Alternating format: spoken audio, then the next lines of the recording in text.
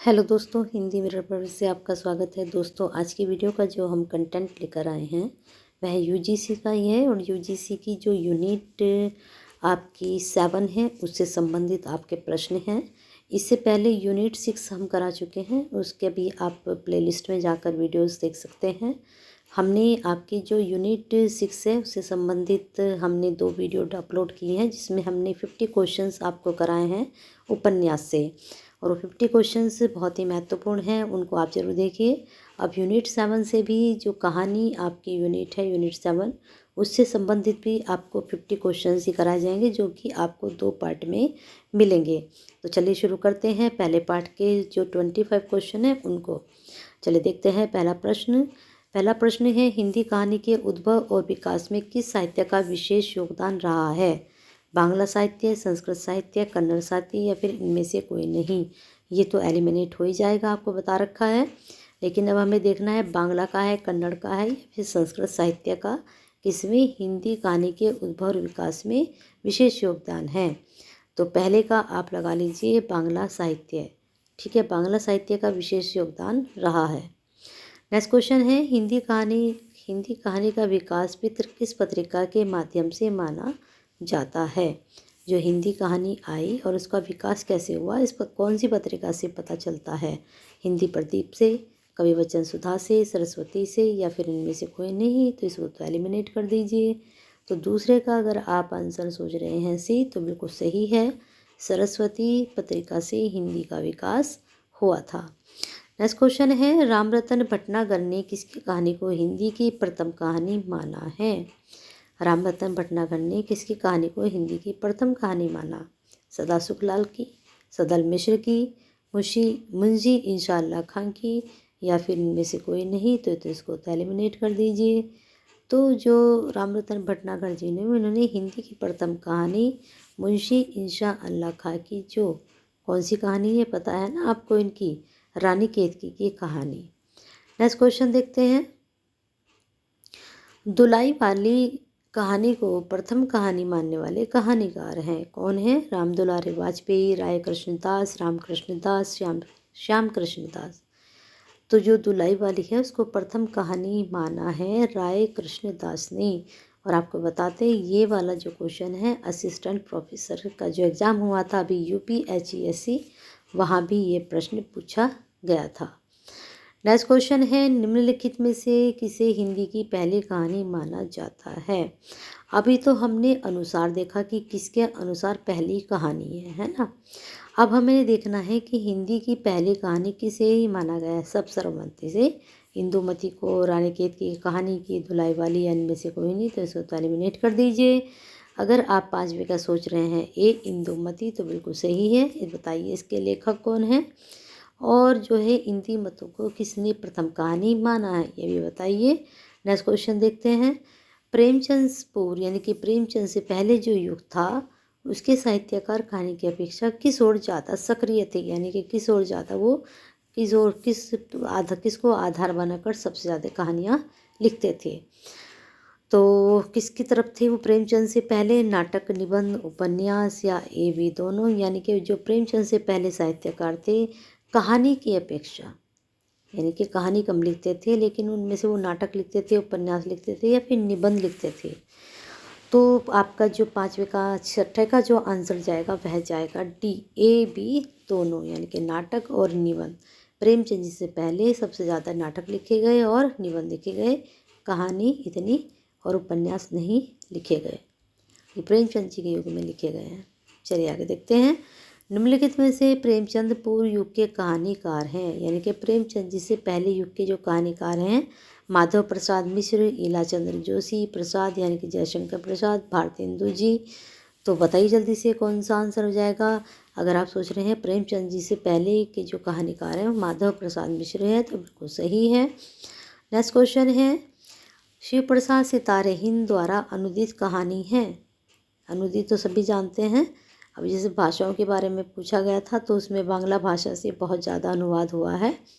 तो गुलाब और चमेली का किस्सा, वीर सिंह वृत्तांत, राजा भोज का सपना, ए बी दोनों। तो 8वें का अगर आप आंसर सोच रहे हैं डी, ए, बी दोनों तो बिल्कुल सही है। राजा सितारे हिंद की जो अनुदित कहानी है वह गुलाब और चमेली का किस्सा भी है और वीर सिंह वृत्तांत भी है। अब देखते हैं आपका नेक्स्ट क्वेश्चन। राय कृष्णदास की कहानियों का मूल विषय किस पर आधारित है? 9 का अगर आप आंसर सोच रहे हैं क्या, ए तो बिल्कुल सही है, भावुकता और आदर्शवाद पर। नेक्स्ट क्वेश्चन हमने देखना है, निम्नलिखित कहानियों में से अनुदित कहानी का चयन करना है। अनुदित बताया ना कि जिसका अनुवाद किया गया हो, मौलिक नहीं है वो। बुद्ध फलोदय, सूरजपुर की कहानी, धर्म सिंह का वृत्तांत या फिर ये सभी। तो जल्दी से आंसर सोच लीजिए। अगर आप 10वें का सोच रहे हैं टी तो बिल्कुल सही है, ये सभी। बुद्ध फलोदय भी, सूरजपुर की कहानी भी, धर्म सिंह का वृत्तांत भी, ये कहानी अनुदित यानी कि अनुवादित है। नेक्स्ट क्वेश्चन है, दुलाई वाली कहानी का प्राधान्य विषय क्या रहा? ये तो आपको पता ही चल गया कि किसने इसको प्रथम कहानी माना है, लेकिन इसका प्रधान विषय क्या था? समस्या थी, मनोरंजन था, चरित्र था या फिर व्यंग था? तो सभी को पता है कि ये जो कहानी लिखी गई है ये व्यंग आधार को बनाकर लिखी गई है, व्यंग्यात्मक कहानी भी बोल सकते हैं इसको। और इसमें आपने पढ़ी हो अगर तो काफ़ी हंसी मजाक भी है साथ में। नेक्स्ट क्वेश्चन देखते हैं, दुलाई वाली कहानी किस पर व्यंग किया गया है? जीवन शैली पर, अंग्रेजी पहनाव पर, संकीर्ण रूढ़िवादी सोच पर, सामाजिक व्यवस्था पर। तो दुलाई वाली जो कहानी है उस पर जो व्यंग किया गया है, अगर आपने 12वें का सोचा है बी तो बिल्कुल सही है, अंग्रेजी पहनावे पर, है ना। देखा नहीं वो उसमें अजीब से कपड़े पहनकर ट्रेन में आ जाता है उसका दोस्त। एक टोकरी भर मिट्टी आधा कहानी आधारित है किस पर? अभिजातीय वर्ग की उदारता पर, अमीर तथा गरीबी के वैमनस्य पर, छुआछूत तथा सामाजिक वर्ग भेद पर, देश में आए अकाल पर। तो जो एक टोकरा भर मिट्टी है, आप बताई दीजिए जल्दी से। इसकी कहानी का आपको पता ही है, आप अगर आपने पढ़ी हो तो। 13 का अगर आप आंसर सोच रहे हैं बी, अमीर तथा गरीबी के वैमनस्य पर, तो बिल्कुल सही है। देखा नहीं वो बुढ़िया होती है, उसके वो छीन लेता है। देख लीजिए आगे, एक टोकरी भर मिट्टी कहानी का क्या उद्देश्य रहा है? नैतिक आदर्श की स्थापना करना, सामाजिक के रूढ़िवादी विचारों का खंडन करना, धनवान की शक्ति का प्रदर्शन करना, भ्रष्टाचार और रिश्वतखोरी का पर्दाफाश करना। अब इसमें जो उद्देश्य हमें चारों नज़र आ रहे हैं, चारों ही अच्छे हैं, है ना। चारों को देखकर लग रहा है कि चारों ही आ सकते हैं, लेकिन हमें एक चूज करना होता है ऐसे सिचुएशन में भी। तो 14 का अगर आपने ये सोचा है नैतिक आदर्श की स्थापना करना, तो बिल्कुल सही है, क्योंकि लास्ट में आकर उसका जो है महाजन जो होता है महाराज, उसके क्या बदल जाते हैं, विचार बदल जाते हैं। नेक्स्ट क्वेश्चन है, निम्नलिखित में से कौन सी कहानी प्रेम, शौर्य, बलिदान की प्रेम कथा है? बुद्धू का काटा, सुखमय जीवन, उसने कहा था या फिर ये सभी। तो इसमें बताया है कि कौन सी कहानी प्रेम, शौर्य और बलिदान की प्रेम कथा है। तो 15 का अगर आपने आंसर सोचा है सी, उसने कहा था, तो बिल्कुल सही है ये आंसर। और आपको बता दें ये आपके UPSC का जो एग्ज़ाम है वहाँ भी ये क्वेश्चन पूछा गया था, लेकिन वहाँ पर इसका सन पूछा गया था। ठीक है, तो इसको नोट डाउन जरूर करें। नेक्स्ट क्वेश्चन है, लहना सिंह के चरित्र की विशेषता है? प्रत्युन्नति का होना, कार्य करने में फुर्ती होना, संकट के समय अपने साथियों का नेतृत्व करना या उपरोक्त सभी। तो 16 का अगर आप आंसर सोच रहे हैं डी तो बिल्कुल सही है, प्रत्युन्नति होना भी है, कार्य करने में फुर्ती भी है उसके अंदर, और संकट के समय अपने साथियों का नेतृत्व करना भी उसके चरित्र की विशेषता रही है। कौन है? लहना सिंह, है ना। निम्नलिखित में से किस कहानी की कथावस्तु प्रथम विश्व युद्ध पर आधारित है? उसने कहा था, बुद्धू का काटा, सुखमय जीवन, इनमें से कोई नहीं प्रथम विश्व युद्ध पर आधारित है। सारी तो होंगी नहीं, कोई इसमें से एक होगी, तो वह है उसने कहा था। नेक्स्ट क्वेश्चन है, आरंभिक कहानियों में सर्वप्रथम फ्लैशबैक शैली का प्रयोग किस कहानीकार ने किया था? रामचंद्र शुक्ल, चंद्रधर शर्मा गुलेरी, रामधर शर्मा गुलेरी। तो ये नाम तो हमारे सिलेबस में है ही नहीं। तो 18 का अगर आप सोच रहे हैं बी तो बिल्कुल सही है, चंद्रधर शर्मा गुलेरी। ये आपको कन्फ्यूजन में डालने के लिए इस तरह के ऑप्शन दे दिए जाते हैं। नेक्स्ट क्वेश्चन है, मुंशी प्रेमचंद जी का कौन सा कहानी संग्रह अंग्रेजी सरकार द्वारा जब्त कर लिया गया था? रंगभूमि, क्रमभूमि, सोजे वतन, इनमें से कोई नहीं। तो 19 का अगर आप सोच रहे हैं सी, सोजे वतन, तो बिल्कुल सही है। इसका आंसर होगा अंग्रेजी सरकार ने इनकी क्या है जब्त कर ली थी इसकी प्रतियाँ। अब आपको बता दें कि सोजे वतन से भी संबंधित काफ़ी क्वेश्चंस यूपीएससी में बने थे, तो अच्छे से तैयारी कीजिए क्योंकि ये दोनों ही पेपर का पैटर्न एक सा ही होता है। प्रेमचंद जी ने अपनी किस कहानी के माध्यम से ग्रामीण जीवन, किसानों की सहृदयता, काययापन का चित्रण और उनके आदर्श की स्थापना की है? तो प्रेमचंद जी ने अपनी किस कहानी के माध्यम से ग्रामीण जीवन, किसानों के, तो पंच परमेश्वर, कफन, सोजे वतन या फिर सोत। तो 20 का अगर आप सोच रहे हैं ए पंच परमेश्वर तो बिल्कुल सही है। नेक्स्ट क्वेश्चन हम देखते हैं। ऊंची और नीची जाति का भेदभाव प्रेमचंद की किस कहानी का विषय वस्तु है? नशा, ठाकुर का कुआं, बूढ़ी काकी या दो बैलों की कथा। तो ऊंची और नीची जाति का भेदभाव का विषय जो उनका रहा है वह रहा है ठाकुर का कुआं में। पढ़ी अगर आपने स्टोरी कहानी इसकी तो बहुत अच्छा है। इसमें ऊंची नीची जाति के बारे में दिखाया गया है। जब वो पानी लेने जाती है और उसका पति बीमार होता है और गंदा पानी वो पिलाती है। विद्रोह, रामलीला, बड़े भाई साहब जैसी कहानियों में प्रेमचंद ने किस शैली का प्रयोग किया है?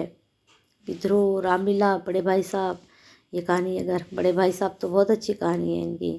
तो इसमें संवादात्मक शैली है, वर्णनात्मक शैली है, पत्रात्मक शैली है या फिर इनमें से कोई नहीं? तो प्रेमचंद जी की शैली यहाँ पर बतानी है। 22 का अगर आपने सोचा है बी वर्णनात्मक शैली तो बिल्कुल सही है। तो इनकी 3 कहानियों में जिसमें विद्रोह है, रामलीला है, बड़े भाई साहब है, वर्णनात्मक शैली का प्रयोग किया गया है। नेक्स्ट क्वेश्चन है निम्नलिखित में से किस कहानी में प्रेमचंद ने कथनी और करनी की विसंगति पर जबरदस्त व्यंग किया है? यानी कि जहाँ पर कथनी और करनी में अंतर हो। बड़े भाई साहब, कफन, पूस की रात या फिर नशा। तो विसंगति के जबरदस्त प्रहार व्यंग किया गया है। तो 23 का अगर आप सोच रहे हैं डी तो बिल्कुल सही है, नशा में। ठीक है। अब आपका 44 क्वेश्चन, चैन सिंह व महावीर प्रेमचंद की किस कहानी के पात्र हैं? बहुत अच्छा प्रश्न है, बन सकता है एग्जाम में। कफन, सदगति, घासवाली, इनमें से कोई नहीं। तो प्रेमचंद की कहानी के पात्र कौन है? चैन सिंह और महावीर। तो 24 का अगर आप सोच रहे हैं सी घासवाली तो बिल्कुल सही है, ये इसी के पात्र हैं। अब आते हैं आपके 25 क्वेश्चन पर। निम्न इनमें से कौन सा कहानी संग्रह प्रसाद जी की कहानियों का संकलन नहीं है? जल्दी से सोच लीजिए। प्रतिध्वनि, गल्पमंजरी, छाया, इंद्रजाल। ये आपको सीक्वेंस में भी ऐसे भी पूछे जाते हैं।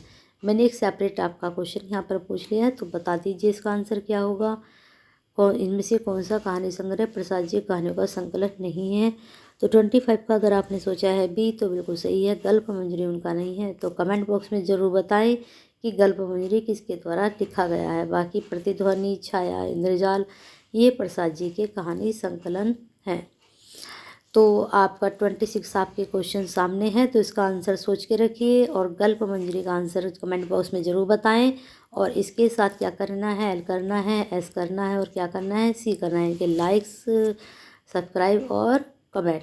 और बेल आइकन हिट नहीं किया है तो कर दीजिए। अगर सब्सक्राइब नहीं किया है, लाल बटन नहीं दबाया है तो वीडियो देखने के अंत में लाल बटन ज़रूर दबा के जाएँ, क्योंकि नई वीडियो के नोटिफिकेशन आपसे तभी अटैच होंगे जब आप बेल आइकन हिट करेंगे और सब्सक्राइब करेंगे। और लाइक, शेयर, कमेंट जरूर करें। हिंदी पिलर के साथ अपना प्यार और साथ ऐसे ही बनाकर रखें।